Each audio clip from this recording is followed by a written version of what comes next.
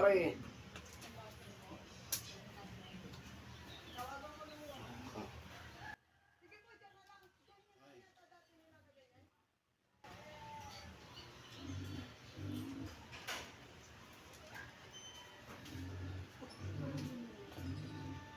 Pare dati.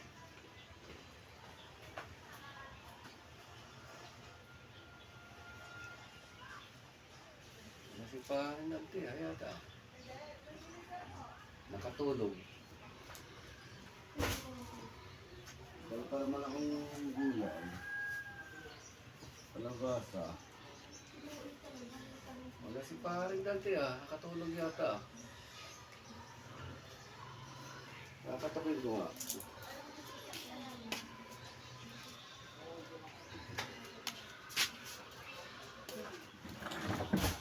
Parang dante, buti pa tanong ka marami sa akin.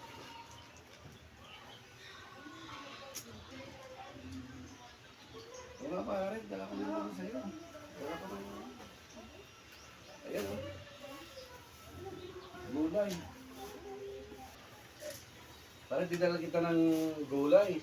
Ay siya, Namitas niya ako ng gulay na tarim.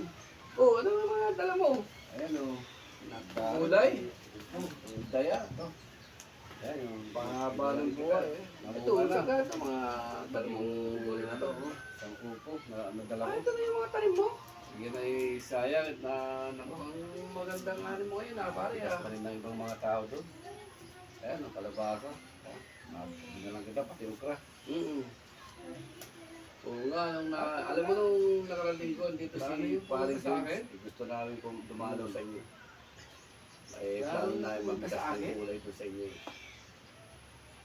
Yan, parang wala siya yata ngayon. Parang dito nakarang Sabi niya, nakarang ngayon linggo. pupunta daw kami sa inyo.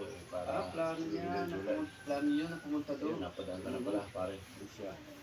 O, sandali pare, Kukulang mo na ng kape natin, ha? Kape tayo. oo nga.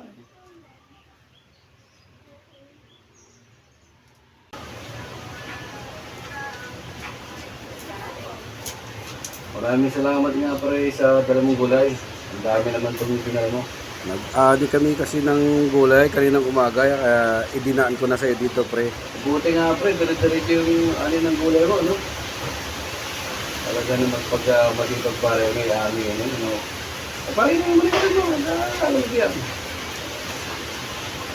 Itinuloy ko lang kasi yung sinimulan ng mga magulang ko, pre, kaya tinuloy-tuloy ko na rin yung pagtanim ng gulay.